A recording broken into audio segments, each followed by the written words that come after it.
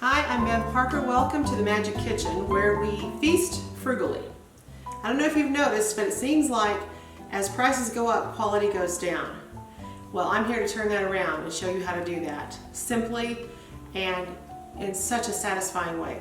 And what I'm working on right now is things that you can use for any picnic, but especially for your Independence Day picnic. So we're going to start with garlic. And I've got garlic roasting in the oven. And I'm now going to make mayo. I made mayo. Right here it is. Beautiful. I made aioli, which is a variation, a Mediterranean variation. And I did one thing really wrong, which was I used olive oil in my food processor, and it's bitter. I knew I had my grapeseed oil out. Avocado oil works real well, but I just wasn't thinking. So I'm using the Kitchen Pantry Cookbook and the aioli recipe. There is also an excellent regular mayonnaise recipe in here that is going to be even better than this aioli in my opinion. But this is simple, it's delicious, and it's a way to get you started. There's a few things that some aioli recipes don't mention, mayonnaise recipes as well, is that your eggs need to be room temperature. So my eggs are from the neighbor's chickens. They're room temperature because they've never been washed. You don't have to refrigerate them. But pay attention to the little details so that your work turns out, like not using olive oil in your food processor. All right, so I'm going to puree some garlic in my food processor, and then I'm going to, it doesn't have a blade in there. It doesn't work without the blade. There we go. Just little things like that make things more magical. And then I'm going to squeeze a little bit of lemon juice. Of course, you know, you can buy the already done lemon juice. That's okay, but this is cheaper and better. The closer you can get to the way it happens in nature, the more satisfying your food is going to be to your body. All right, so we just need a teaspoon of the lemon juice, and that's probably a little more than a teaspoon, but this is a home kitchen. It's not a fancy kitchen. It's real. I use ingredients that are not hard to find, and I really am here to make you have much more magical experiences in your kitchen, but not spend more money doing so. So we've got our lemon juice. Now our recipe says 1/2 teaspoon of garlic puree. There's a little bit more in there. That will be according to your taste. And I will tell you that if you're not big, or you have family members not big on strong garlic, use your roasted garlic. All right, let me just pull that out of the oven so you can see what's what on that. I've got it in here on a really low temperature, just so I don't have to pay attention to it because I'm thinking of other things. So you cut the top off the garlic, right? And you cover it with olive oil this time.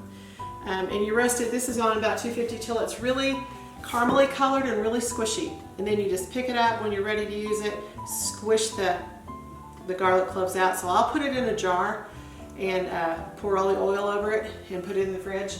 And it always lasts. I've never had it go bad. I mean, it lasts pretty much indefinitely for me, but then I use it fairly quickly. All right, so in a recipe, we have the garlic in there. We have a small egg, the freshest you can find. We're going to put the garlic in the egg and the vinegar, or in this case I chose lemon juice, but you can use vinegar.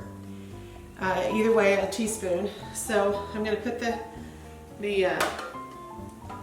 lemon juice in there, and I'm going to use the magic spatula to scrape that garlic off the side so it actually gets down in there. I'd like to add here, one of my favorite things to do that's very inexpensive is make what I call civilized beans. I'll tell you what that is. And add some roasted garlic and a bay leaf and some butter and olive oil. Sea salt. It is divine. So by civilized I mean you get your dried beans, I prefer pintos, and you soak them overnight, and then you cook them for about 30 minutes, boil them, for about 30 minutes. Pour all that off, and then start your cooking. And you won't have the gas issues that beans bring. Okay, so we've got that and that. Now we're going to put our fresh egg in there.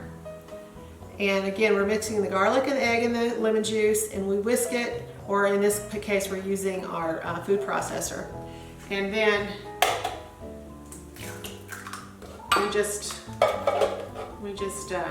that goes along, we're going to get our cup of grapeseed oil in this. Do use a liquid measure, and I like this because it's got the little lip, because you want to pour the oil in really slowly. That's a key to everything emulsifying. Okay, so we're doing that just very slowly. A really thin stream of oil. And then the last thing we have to do is just add our sea salt when we get all done. I'm not really sure why you don't add the salt, but it probably has something to do with the emulsifying process.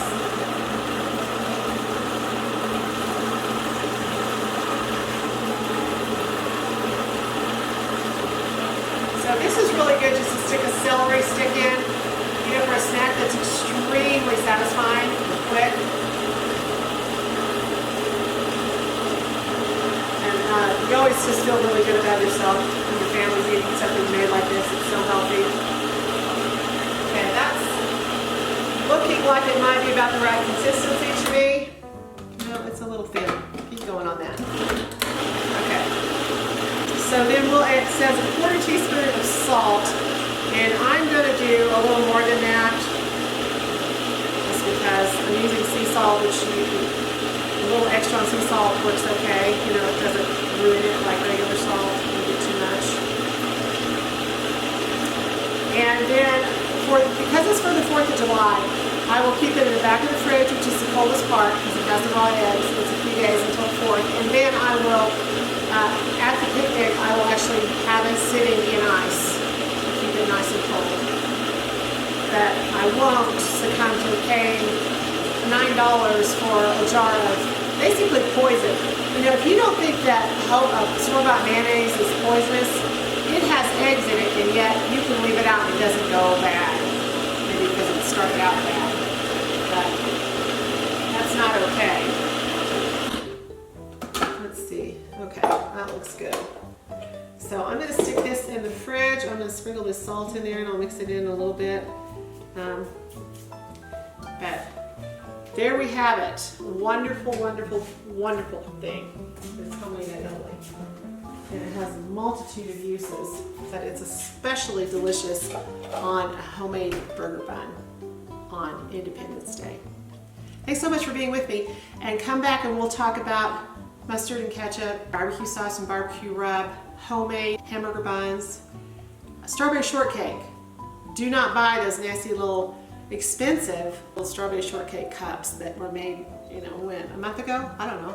We're going to show you how to do all that and do it easily, delicious, soul satisfying, frugal feasting for the Magic Kitchen. If you enjoyed this and you know anybody that wants to spend less and eat better, please like and subscribe and share this. Thanks.